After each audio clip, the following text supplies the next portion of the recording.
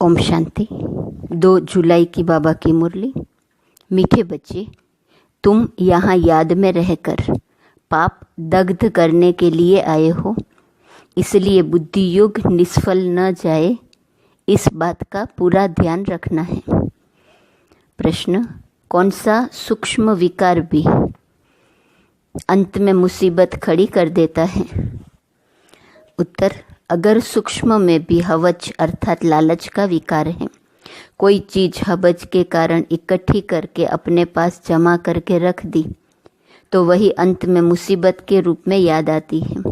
इसलिए बाबा कहते, बच्चे अपने पास कुछ भी न रखो, तुम्हें सब संकल्पों को भी समेट कर बाप की याद में रहने की टेव डालनी है। इसलिए देही अभिमानी बनने का अभ्यास करो। ओम शांति। बच्चों को रोज रोज याद दिलाते हैं, देही अभिमानी बनो, क्योंकि बुद्धि इधर उधर जाती है। अज्ञान काल में भी कथा वार्ता सुनते हैं तो बुद्धि बाहर भटकती है, यहाँ भी भटकती है।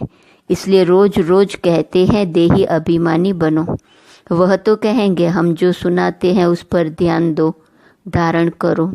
शास्त्र जो सुनाते हैं वह वचन ध्यान पर रखो। यहाँ तो बाप आत्माओं को समझाते हैं, तुम सब स्टूडेंट देही अभिमानी होकर बैठो। शिव बाबा आते हैं पढ़ाने के लिए। ऐसा कोई कॉलेज नहीं होगा जहाँ समझेंगे शिव बाबा पढ़ाने आते हैं। ऐसा स्कूल होना ही चाहिए पुरुषोत्तम संगम युग पर।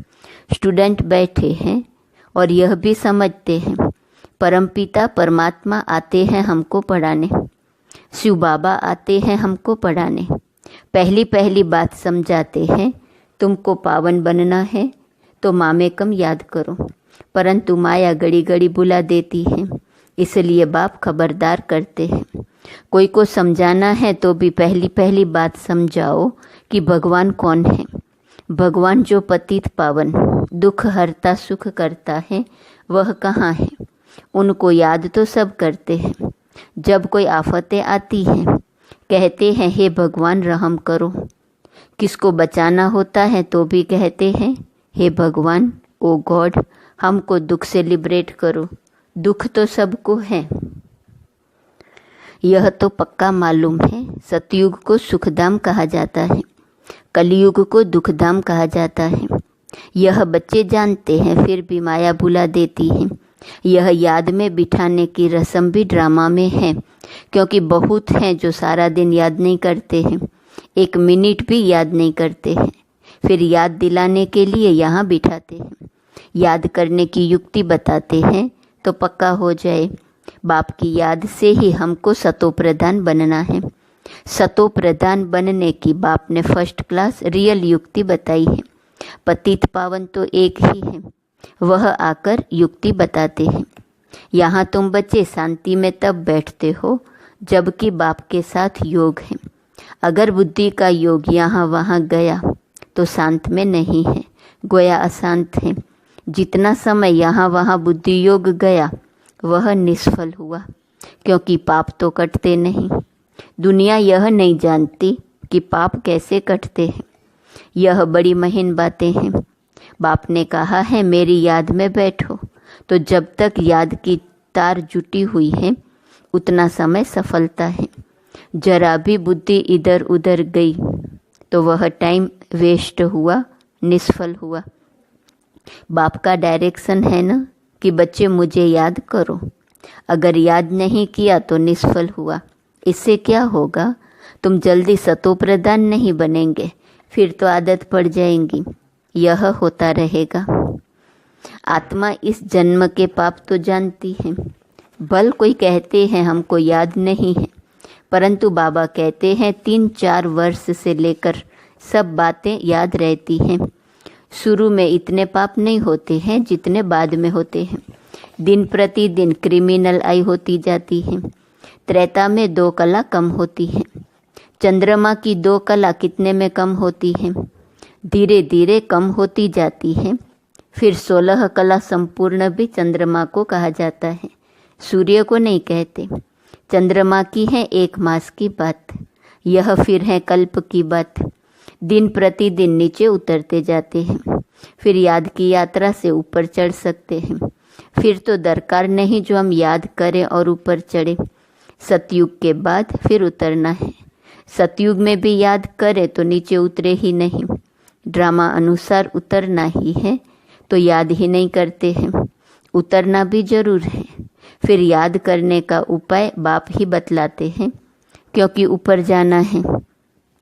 संगम पर ही आकर बाप सिखलाते हैं कि अब चढ़ती कला शुरू होती है।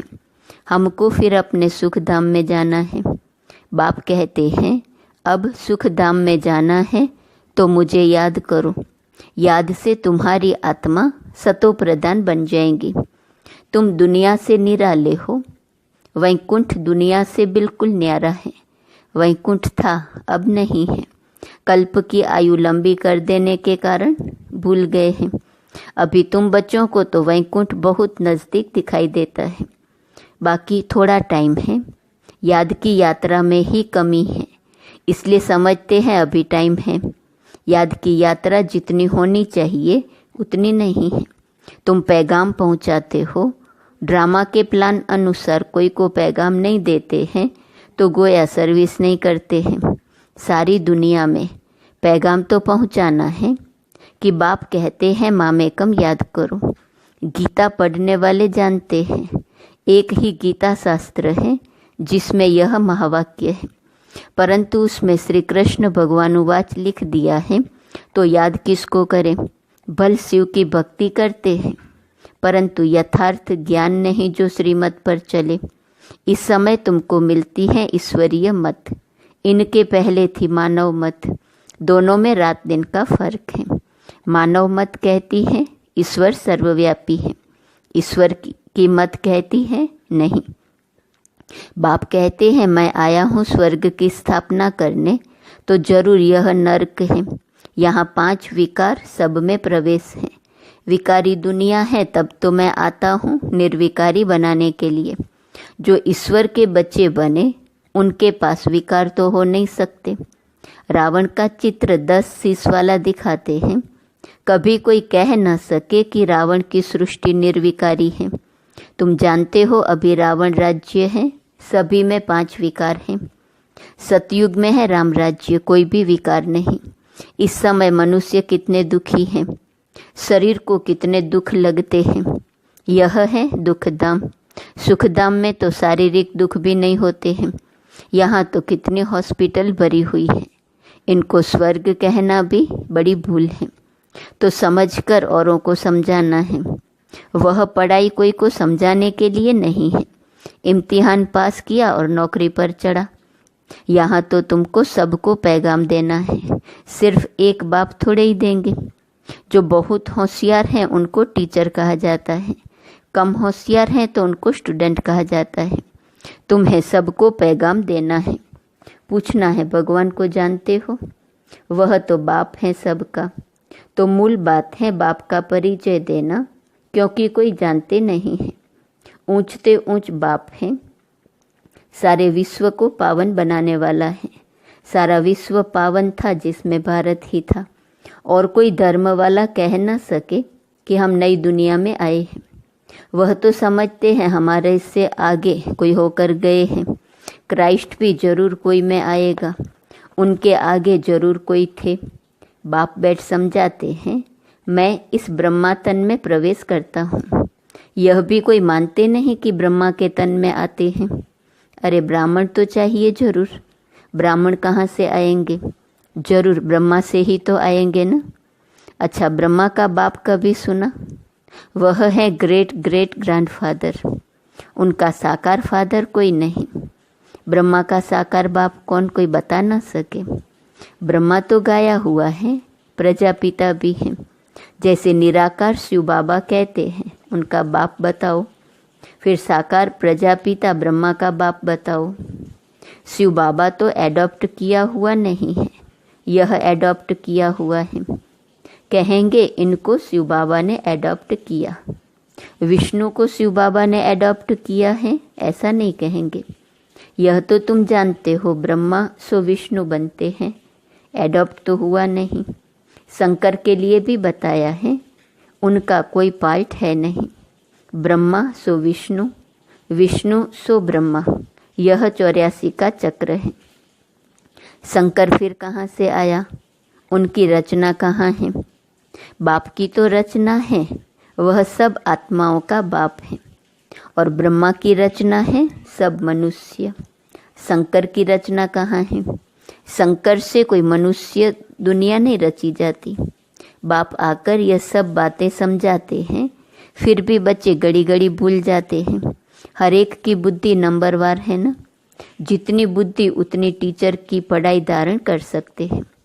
यह है बेहद की पढ़ाई। पढ़ाई के अनुसार ही नंबरवार पद पाते हैं। बल पढ़ाई एक ही है मनुष्य से देवता बनने की, परंतु डिनाइस्टी बनती है ना।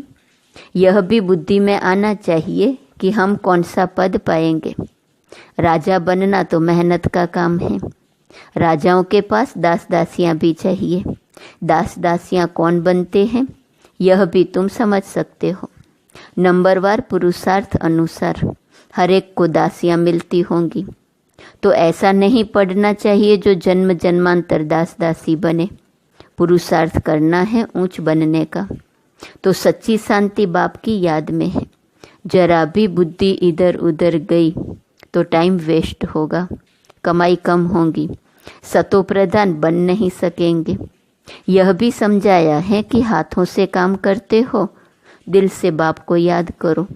शरीर को तंदुरुस्त रखने के लिए घूमना फिरना यह भी भल करो, परंतु बुद्धि में बाप की याद रहे।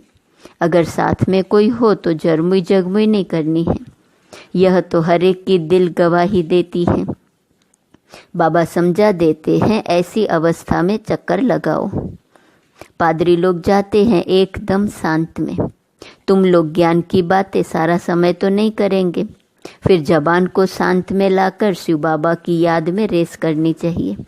जैसे खाने के समय बाबा कहते हैं याद में बैठकर खाओ, अपना चार्ट रखो। बाबा अपना तो बताते हैं कि हम भूल जाते हैं। कोशिश करता हूँ, बाबा को कहता हूँ बाबा हम पूरा समय याद में रहूँगा, आप हमारी खांसी बंद करो, शुगर कम करो। अपने साथ जो मेहनत करता हूँ वह बताता हूँ, परंतु मैं खुद ही भूल जाता हूँ तो खांसी कम कैसे होगी। जो बातें बाबा के साथ करता हूँ वह सच सुनाता हूँ। बाबा बच्चों को बता देते हैं, बच्चे बाप को नहीं सुनाते, लज्जा आती है। झाड़ू लगाओ, खाना बनाओ तो भी शिव बाबा की याद में बनाओ तो ताकत आएगी। यह भी युक्ति चाहिए, इसमें तुम्हारा ही कल्याण होगा। फिर तुम याद में बैठेंगे तो औरों को भी कशिश होंगी। एक दो को कशिश तो होती है ना। जितना तुम जास्ती याद में रहेंगे उतना सन्नाटा अच्छा हो जाएगा। एक दो का प्रभाव ड्रामा अनुसार पड़ता है। याद की यात्रा तो बहुत कल्याणकारी है, इसमें झूठ बोलने की दरकार नहीं है। सच्चे बाप के बच्चे हैं तो सच्चा होकर चलना है। बाप को तो सब कुछ, बच्चों को तो सब कुछ मिलता है। विश्व की बादशाही मिलती है तो फिर लोभ कर 10-20 साड़ियाँ आदि क्यों इकट्ठी करते हो। अगर बहुत चीज़ें इकट्ठी करते रहेंगे तो मरने समय भी याद आएंगी। इसलिए मिसाल देते हैं कि स्त्री ने उनको कहा लाठी भी छोड़ दो, नहीं तो यह भी याद आएंगी। कुछ भी याद नहीं रहना चाहिए, नहीं तो अपने लिए ही मुसीबत लाते हैं। झूठ बोलने से 100 गुना पाप चढ़ जाता है। शिव बाबा का भंडारा सदैव भरा रहता है, जास्ती रखने की भी दरकार क्या है। जिसकी चोरी हो जाती है तो सब कुछ दिया जाता है। तुम बच्चों को बाप से राजाई मिलती है तो क्या कपड़े आदि नहीं मिलेंगे। सिर्फ फालतू खर्चा नहीं करना चाहिए, क्योंकि अबलाएं ही मदद करती हैं स्वर्ग स्थापना में। उनके पैसे ऐसे बर्बाद नहीं करने चाहिए। वह तुम्हारी परवरिश करती है, तुम्हारा काम है उन्हों की परवरिश करना, नहीं तो 100 गुना पाप सिर पर चढ़ता है। अच्छा, मीठे मीठे सिकीलदे बच्चों प्रति माता पिता बाप दादा का याद प्यार और गुड मॉर्निंग। रूहानी बाप की रूहानी बच्चों को नमस्ते, रूहानी बच्चों की रूहानी बाप को नमस्ते नमस्ते नमस्ते।